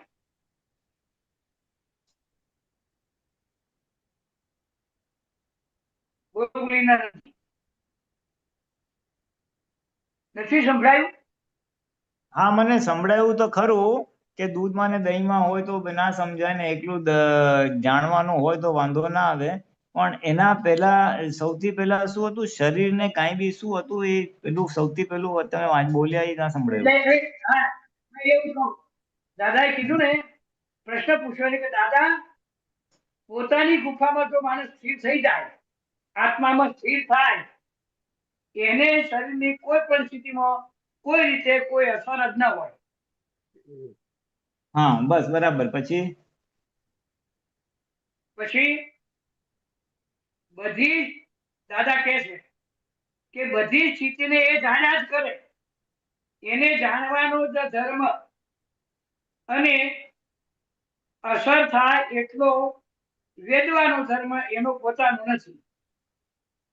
અસર થાય એટલો અસર થાય એટલો વેદવાનો ધર્મ એનો પોતાનો નથી. હા, વેદવાનો ધર્મ એનો પોતાનો નથી. બરાબર. હા, એટલે આમાં ને આમાં, દહીંમાં કે દૂધમાં બેઉ જગ્યાએ પગ હોય તે ઘડીએ વેદવું કહેવાય. એ શું કહેવાય? વેદવું. વેદવું, એને વેદવું કહેવાય. હા, હા. અને એકલો દૂધમાં પગ હોય ત્યારે જાણ્યું કહેવાય. ત્યારે જાણ્યું કહેવાય. બરાબર છે. હા, બરાબર છે. એટલે શું કહેવા માંગે છે એ એટલું જ કહેવા માંગે છે કે આપણે એને કીધું કે આત્માની ગુફામાં કોઈ હોય તો પછી એને કોઈ અસર જ ના થાય, તો દાદા કે એવું ના હોય. આત્માની ગુફામાં હોય એટલે એ જ્ઞાતા પદમાં છે કે જાણવાના પદમાં છે, અને શરીરને કાંઈ થાય તો એ શરીરની વેદના પણ જાણે, તો એ એકલો દૂધમાં છે એમ. પણ જો એ શરીરની વેદના ભોગવનારો જુદો છે અને જાણનારો જુદો છે. એટલે પોતે જો જાણનાર રહે તો વાંધો નથી, વેદના વખતે પણ જાણનારો રહે. આત્માની ગુફામાં હોય એટલે વેદના ના થાય એવું નથી, વેદના તો આવે. સાતા વેદને અસાતા વેદને કહે છે, પણ એ વેદનાને પણ જાણનારો રહે તો એ દૂધમાં છે. અને જો એને ભોગવટો આવે તો પોતે દૂધ અને દહીંમાં છે. એટલે શોર્ટમાં શું કહે છે, પોતે તન્મયાકાર થઈ જાય, વેદના છે પણ પોતાને થાય કે હાય મને થયું, તો એ દૂધ ને દહીં બે થઈ ગયું, એવું કહેવા માંગે છે. હા, એટલે જ્યારે આ જો આવી બરાબર છે. આવો હવે તે આપણે વાત ઘડીએ વેદવું કહેવાય અને એકલો દૂધમાં પગ હોય ત્યારે જાણ્યું કહેવાય. હા, વેદવું એટલે એને ભોગવ્યું એમ. હા, એટલે જે વેદના થઈ એ આત્માને નહીં. ના, એ આત્માને નહીં, ના થાય. આત્માને કેવી રીતના વેદના થાય? હા, એ જે પૂતગલની વેદના થઈ, પોતે પોતાની ગુફામાં સ્થિર છે સ્થિરતા એને પકડી છે એટલે પોતાની ગુફામાં રહીને જે કઈ થાય એની એ જોનારો ને જાણનારો છે. તો પૂતગલને પછી? અસર થઈ, હા પૂતગલને અસર થઈ તો એ વેદનારો થાય, એ વેદ ખરો. ના, પૂતગલને અસર થઈ તો એ જાણનારો થયો. હા, વેદ નહીં, એ વાત સાચી છે. ચાલુ થાય એમ. પણ વેદે છે કોણ? પૂતગલ. હા પણ એ જાણનારો આત્મા. હા હા, એટલે જ્યારે એ જાણનારો થયો એને વેદનાની કોઈ અસર ન થઈને છૂટો રહ્યો એટલે એ દૂધમાં જ રહ્યો કહેવાય. હા બરાબર ને? વેદના જેને થાય છે એ હા. વેદના જેને થાય છે એને જાણે છે. હા, એને જાણે. બરાબર. શરીરને વેદના તો થવાની ને. તમને અત્યારે હા, ગરમી થાય. લાગે તો કે છે ગરમી નથી લાગતી, ગરમી લાગવાની જ છે. હા. અને કોને હા, લાગે લાગવાની. છે એ જોવાનો ભાગ જાણનારનો છે એમ કે ઓહો આજે તો એ પ્રકૃત ફાઇલ આજે પુલિનભાઈ ને તો બહુ ગરમી લાગે છે ને, પુલિનભાઈ ઊંચા નીચે થતા એ વખતે આમ કરે તેમ કરે, તો મારે જોવાનું કે આજે પુલિનભાઈ ને બહુ ગરમી થઈ. બરાબર. એ જાણ્યું કહેવાય. વેદના તો થશે પણ એ વેદનારો જુદો અને પોતે જાણનારો રહે. હા. તો એ તપ બી થઈ જાય અને એક્ઝેક્ટ જ્ઞાન જાગૃતિ બી કહેવાય. હા, એટલે જ્યારે એ જોનારો થાય અને આ વેદના પણ એને જુએ ત્યારે એ તપ થાય. હા, વેદના જેને થાય છે એને જુએ હા. તો જોનારો થાય. એ તપ. હા ઓછું સંભળાય છે શું જ્ઞાનાનંદજી? હા એટલે જાણનાર નથી થાય. બરાબર. સંભળાતું? હા, હવે હું આગળ વાંચું છું. બોલો. બધી સ્થિતિમાં એ જાણ્યા જ કરે, એને જાણવાનો જ ધર્મ અને અસર થાય એટલો વેદવાનો ધર્મ એનો પોતાનો નથી. વેદવાનો ધર્મ એનો પોતાનો નથી, સત્પુદ્ગલનો છે. એટલે આમાં તો બરાબર. આમાં ને આમાં જ દહીં ને દૂધમાં બેઉ જગ્યાએ પગ હોય તે ઘડીએ વેદવું કહેવાય અને એકલો દૂધમાં પગ હોય ત્યારે જાણ્યું કહેવાય. એટલે એકલું આત્મામાં હોય ત્યારે જાણ્યું કહેવાય અને બેઉમાં હોય તો વેદ્યું કહેવાય, પોતે વેદ્યું એમ. એટલે નહીં, ઠેઠ એમાં પૂતગલની વેદનાથી માંડીને વેદવું કોને કહેવાય? વેદન. તો કે આવું પૂતગલની વેદનથી માંડીને આત્માના સ્વસંવેદન સુધી આખું વેદન કહેવાય છે. હવે આગળ વાંચીએ. ચલો બરોબર. પ્રશ્ન. પણ દાદા શરીરમાં હોવા છતાં એવી સ્થિતિ આવે ખરી? દાદાશ્રી: હા આવે. અમે એટલે સુધી કહ્યું છે કે આટલું બધું જોવાથી, આટલું બધું જાણવાથી પણ સંગ જ નથી એને. સંગ એટલે જ્ઞેય જેટલું જોયું કે આ અડ્યું છે, આ અડ્યું છે, પણ એ સંગથી આપણે અસંગ જ છીએ. એટલી બધી સંગી ક્રિયાઓ, બધું આખું જગત ચાલી રહ્યું છે, પણ તેમાંય હું અસંગ છું કહ્યું ત્યારથી જ ના સમજ્યા તમે? આ જોખમ વાળું વાક્ય વેદાંતમાં પણ ના હોય, કોઈ શાસ્ત્રમાં ના હોય. એટલે આ બસ હું અસંગ છું દાદા, કે તમને મેં એવો અસંગ શુદ્ધાત્મા બનાવ્યો છે કે ગમે તેવું થાય પણ તમે અસંગ જ છો એમ. આ જ્ઞાન બરાબર. એવું છે કે કોઈ પણ સંયોગો ઊભા થાય તો પણ, કોઈ પણ સંયોગો તમને અડે તો શું, પણ સ્પર્શ સરખોય ના થાય. સર્વ સમાધાનકારી આ જ્ઞાન છે. એટલે તમને કોઈ પણ સંયોગો સ્પર્શ કરે નહીં એવું સમાધાનકારી જ્ઞાન છે. એટલે બરાબર. સ્પષ્ટ કરી દીધું કે આત્મા અસંગ જ છે, અસંગ જ છે, અસંગ જ છે. હા હા હા, અસંગ જ ગમે છે. રાઈટ. તેવું એ જ્યારે વેદતો હોય એટલે જાણતો હોય, જેને હમ દુઃખ હમ. થયું એને જાણનારો થાય તો એ અસંગ છે. પેસેન્જર છે ને આમ કરતા. હા અને જાણનારો ના હોય, પોતે પોતાની ગુફામાં જ હોય તો પણ અસંગત છે. હા કેમ વાત થઈ ના તો? હા પોતે અસંગત છે, બરાબર છે. જો જાણ્યું નહીં તો વેદવાનો ભાગ આવશે. શું કીધું? જાણ્યું નહીં? હા, જો તમે જાણ્યું નહીં, કાં તો તમે શુદ્ધાત્માની સીટ પર છો, કાં તો પ્રકૃતિની સીટ પર છો, બેમાંથી એક જગ્યાએ છો. તો હા, શુદ્ધાત્માની સીટમાં નથી તો પ્રકૃતિમાં છો, એટલે ભોગવટામાં છો. બરાબર. એટલે પોતાની જગ્યા છોડે તો જ પૂતગલ ભોગવટો કરે. પૂતગલનો ભોગવટો હા એટલે આવે. એ પોતાની સીટ છોડે એટલે સંજોગોની અસર થાય, પછી અનુકૂળ હોય કે પ્રતિકૂળ હોય. બરાબર. પોતાની સીટ છોડે તો અસર થાય. હવે જે તમે લગામ છોડવાની એ બધી વાત કરી ને સાહેબ, હમ તો જો વ્યક્તિ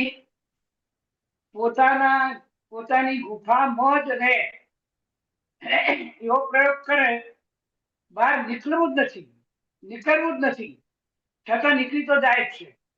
આપણા હાથની વાત રહેતી નથી.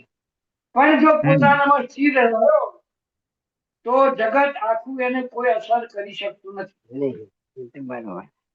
હા બરાબર છે. આ મારો એક પ્રયોગ છે. બરાબર કે છે. 5 બરાબર. મિનિટ તો જગત છે જ નહીં સાહેબ, સંસાર છે જ નહીં. પ્યોર પોતાની ગુફામાં રહેનારને આ અનુભવ થાય. હા એટલે સંસાર નથી એવું નહીં, સંસારની અસર નથી. અસર ના થાય. એના માટે નથી એવું સંસાર. હા એવું થયું. હા કારણ કે મન વચન કાયા છે ત્યાં સુધી સંસાર છે, પણ એની અસર નથી એમ. એ પ્રયોગ એક એવો પ્રયોગ છે સાહેબ કે જગતની કોઈ પણ અસરથી તમારા મુક્ત રહેવું હોય તો ફક્ત પોતાની ગુફામાં જતા રહો. હા અને બહાર નો અવાજ પણ તમને સંભળાતો હોય, તમને એની અસર આવતી અટકી જાય. કારણ કે કોઈ કંઈક બોલતું હોય, આપણને ઠપકો આપતું હોય, ગાળ બોલતું હોય, આ હોય, તો પણ એને અગાઉથી લક્ષણ મળી જાય છે કે એ આપણને અસર ન કરે. હા અસર તો કરે. બરોબર. બરાબર છે. એ જાગૃતિનું પ્રમાણ છે, એ જાગૃતિ ગોઠવાનું પ્રમાણ છે. હા બરાબર. જય સચ્ચિદાનંદ. હા જય સચ્ચિદાનંદ. હવે બીજો એક પ્રશ્ન છે સાહેબ, જય સચ્ચિદાનંદ. બ્રહ્મચર્ય વિશે. હા હવે દાદા કહે છે કે કોઈ પણ બે વ્યક્તિની, પતિ અને પત્નીની, અને કોઈ પણ બે વ્યક્તિની, પુરુષ કે પુરુષ અને સ્ત્રી ને સ્ત્રી, પણ બંનેની પ્રકૃતિ કદી એક થઈ શકતી નથી. હમ એકાત્મ ભાવ જેને કહેવાય ને, એક જ સરખું. એટલે દાદા એ અહીંયા એક વાત કરી, પ્રશ્ન કરતા પૂછે છે, આપે એકાંત શય્યાસન કહ્યું, તે એમાં પણ અંદરથી તો એકાંતમાં એ ગાંઠો ફૂટે ને? એકાંતમાં અંદરથી તો ગાંઠો ફૂટે ને, એમ દાદાને પૂછ્યું પ્રશ્ન કરતા. હા એક મિનિટ ઉભા રહેજો. આક્રમ વિજ્ઞાન હા બોલો. February March February March 26 2026. Okay. પાનો નંબર 40 હા 40 40. 40. હા હું ટ્રાય કરું છું.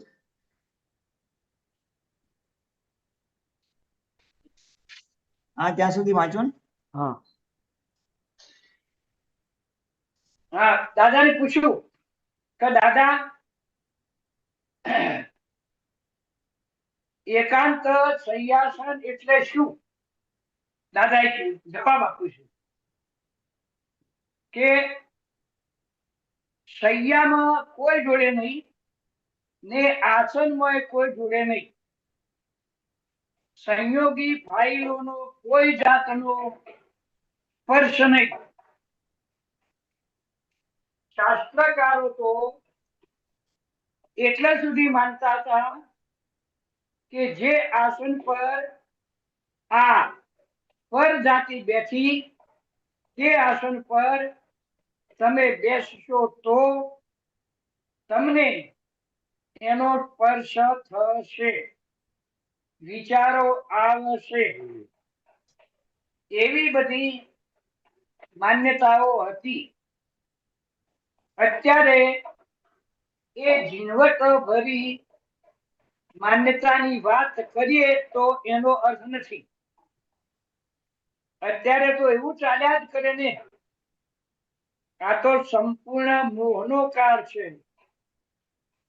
આ મોહનીય કાળ નથી, મહામોહનીય કાળ છે.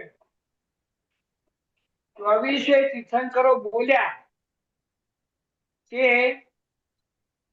એકાંત શય્યાસન.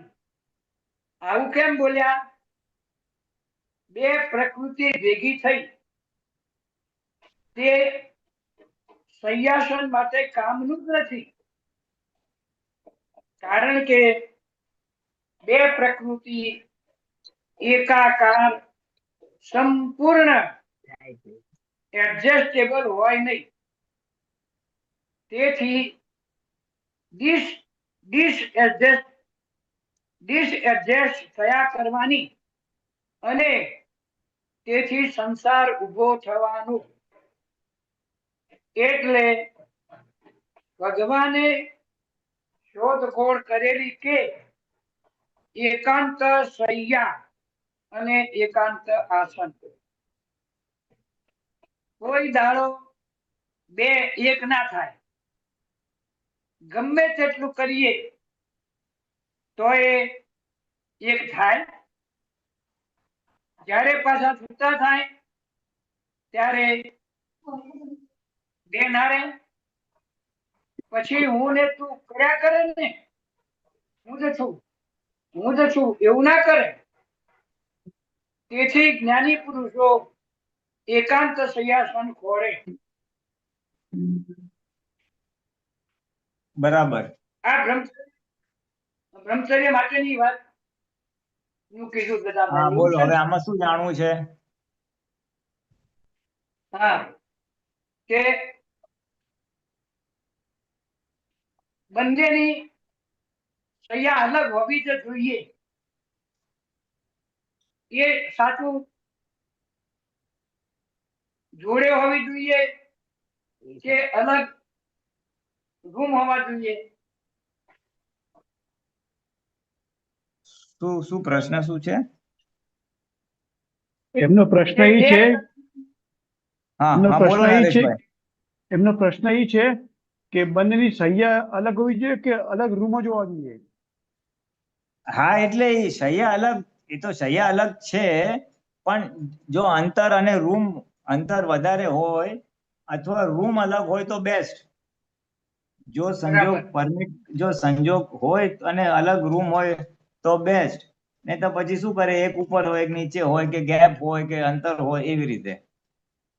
કારણ કે આ કાળમાં પરમાણુની અસર તો થવાની ને, એટલે રૂમ જુદી હોય એટલે મોટું ગેપ થઈ જાય એટલે પરમાણુની અસર ના થાય, નજરે ના પડે, કઈ ના થાય એમ.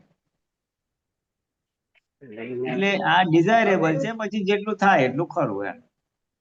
એ તો બરાબર છે પુરીનાથજી, હા પણ આપણા પોતાના પ્રયત્નોને લઈને બરાબર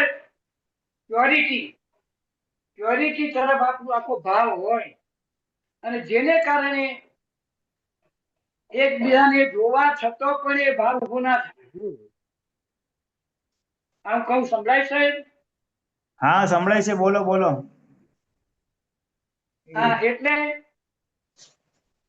મને એમ લાગે છે કે એક જ રૂમમાં બંને શૈયા હોય તો પણ તમે આપણે પ્યોર રહી શકીએ. આ વિશે તમે મને માર્ગદર્શન આપો. હા, વાત સાચી છે, વાત સાચી છે. આપણો એટલો દ્રઢ નિશ્ચય ને પ્યોરિટી હોય તો બહુ વાંધો ના આવે.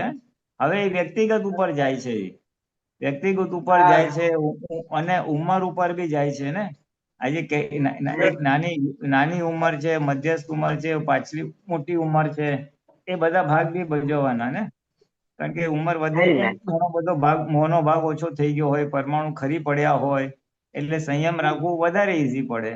અને ઉંમર નાની હોય ને પરમાણુ હજી ખરી ના પડ્યા હોય તો સંયમ રાખવું જરા વધારે મુશ્કેલ પડે. એટલે બધા કારણો એક ભેગા છે, ખાલી એક જ ઓલું નથી.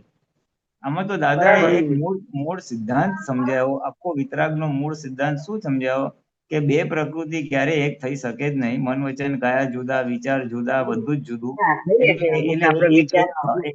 એક થવાનો જે પ્રયત્ન થાય છે એ અલ્ટિમેટલી ક્લેશ જ ઉભો કરે. એટલે ભાઈ તમે દૂર જ રહેજો, સૈયા અને આસન બેવ જુદા રાખજો એમ. અને તમે જે હવે બ્રહ્મચર્ય પાળવાની આખી વાત થાય છે એટલે એમાં પછી એવી રીતે છે, જો તમારો સંયમ રહેતો હોય અને એક રૂમ અને 2 આસન હોય તો પછી ઠીક છે, એ તમારા ઉપર છે. એ વ્યક્તિગત ઉપર છે, પોતે કેટલા સંયમમાં રહી શકે છે. અને એવું લાગતું હોય કે રહેવાય છે તો વાંધો નહીં. ધ હોલ આઈડિયા શું છે? સંયમમાં રહેવું. હવે જો બ્રહ્મચર્યનો સંયમ રહેતો હોય તો પછી જડી ઓકે. બસ ભલાઈ રાખો, ધોઈ જ 2 વખત ધોઈ અને જ લાગે ભલાઈ કે ઉંમર છે કે બીજું છે, જરા હજી થોડુંક વિચાર ના ઉભા થાય છે, સ્પંદનો ઉભા થાય છે તો અંતર વધારવું જોઈએ. અને સ્પંદનો ઉભા ના થતા હોય તો પછી ઠીક છે. પછી બે શું થાય સહયારા. છે સૂર્યનારાયણજી, ખરેખર આખું સહજ થઈ જાય છે. શું? આમાં સહજતા આવી જાય છે, ભાવ આખા બદલાઈ જાય છે બંનેના. ના, સહજતા હોય તો કઈ વાંધો નથી, સારી જ વસ્તુ છે. આ તો બહુ હેલ્પિંગ વસ્તુ જ છે. આપણા મોક્ષ માર્ગમાં આ વસ્તુ એ હેલ્પિંગ જ છે અને આવશ્યક પણ છે. પછી ક્રમિકમાં તો એક એવું ઉદય જ એવો આવ્યો હોય અને અક્રમમાં બી એવી રીતે જો સમજી લે અને સમજીને ભાવનાથી આગળ વધી શકે એમ છે. એટલે આ એક સમજનો વિષય છે, બળજબરીનો વિષય નથી. એટલે એને એકાંતિક ના લેવાય. હવે કઈ ઉંમર છે એના ઉપર આખો બધો ફોડ પડે છે અને એ આખો ટોપિક બહુ મોટો છે. એટલે અત્યારે તો બહુ નાનો મર્યાદિત તમારો પ્રશ્ન છે એટલે મર્યાદિત જવાબ આપું છું. પણ હું એટલા માટે થોડુંક વિસ્તાર કરવા માંગુ છું કારણ કે કોઈ આટલું સાંભળીને એકાંતિક લઈ લે તો અઘરું ના પડી જાય, મિસઅન્ડરસ્ટેન્ડિંગ ના થાય. એના માટે હું થોડું કહેવા માંગુ છું કે આ સબ્જેક્ટ વિશાળ છે. નાની ઉંમર વાળા માટે બી બ્રહ્મચર્યની વ્યાખ્યા આપી છે. પોતાનું હકનું હોય અને બીજે ક્યાંય દ્રષ્ટિ ના બગડતી હોય, વિચાર ના પણ આવતો હોય અથવા વિચાર આવે તો પ્રતિક્રમણ કરતો હોય તો આ કાળમાં અમે એને બ્રહ્મચર્ય કહીશું. પછી ઉંમર વધે એટલે પછી દાદા કે હવે સ્થૂળમાંથી બી નીકળી જાઓ, એટલે સહજાસહજ નીકળી જાઓ. એટલે જાઓ એટલે ક્રિયા રૂપે નહીં, સમજ રૂપે. જેમ જેમ અંદરનું સુખ વધે એમ પૌદ્ગલિક બધું ઓછું થાય અને પછી ધીમે ધીમે ધીમે સ્થૂળ બી એનું ડિસ્ટન્સ વધે અને પછી ડિસ્ટન્સ એટલે અંતર વધે ને અંતર વધે ને પછી એ ખરી પડે એમ. એટલે આખા બધા પગથિયા છે અને જેને બધું ખરી પડ્યું હોય ને બધું ઓછું થઈ ગયું હોય તો એના માટે તો બેસ્ટ વસ્તુ જ છે કે પછી એકાંત શય્યાસન.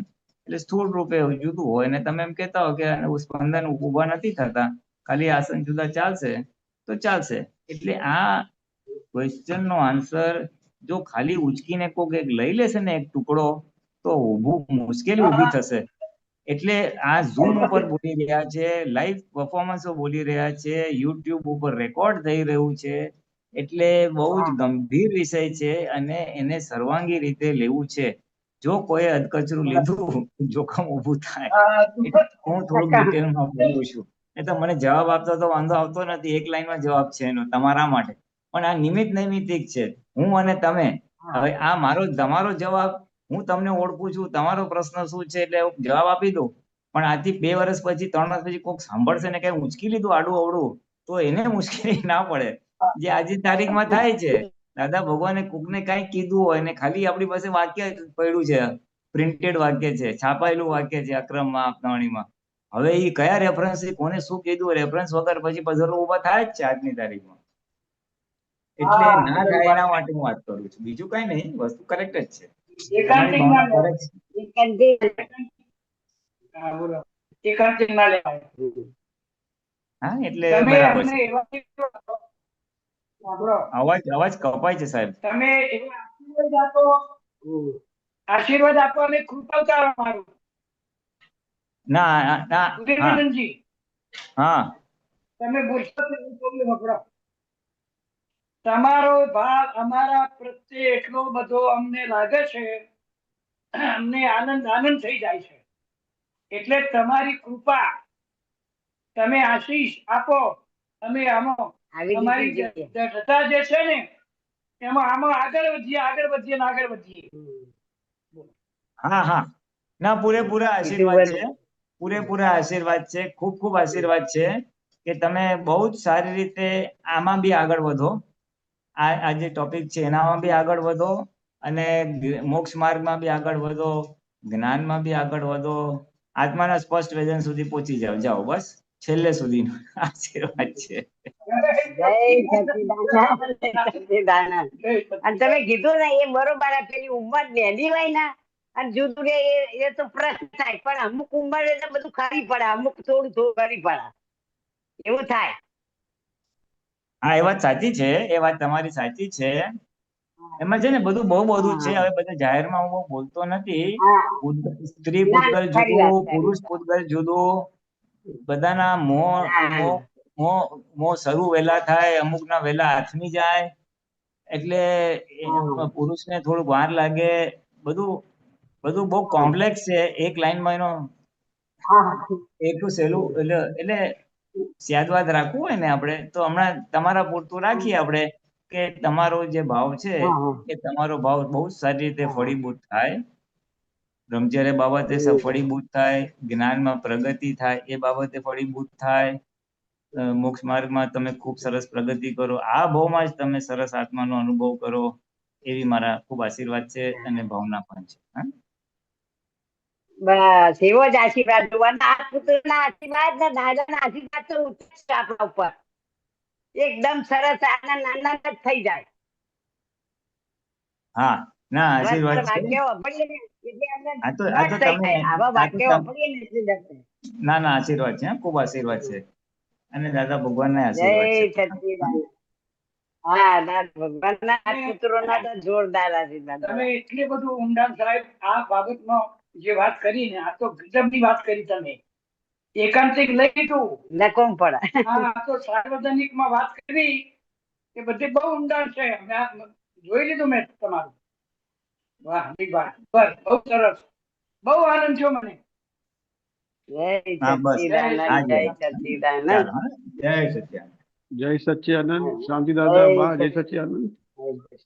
સાહેબ જય 11 સચ્ચિદાનંદ. પોણા 12 થઈ ગયા છે. આપણે અહીંયા બંધ કરીએ સાહેબ, પૂરું કરીએ. હા ભલે, બીજું કઈ નથી ને? ના, બીજા કોઈનો પ્રશ્ન નથી સાહેબ. હા બસ તો પછી ચાલો આપણે પૂરું કરીએ. હા, ઓકે. શાંતિ દાદા, બા તમે ત્રિમંત્ર ફોલો કરજો. બોલાવો સાહેબ.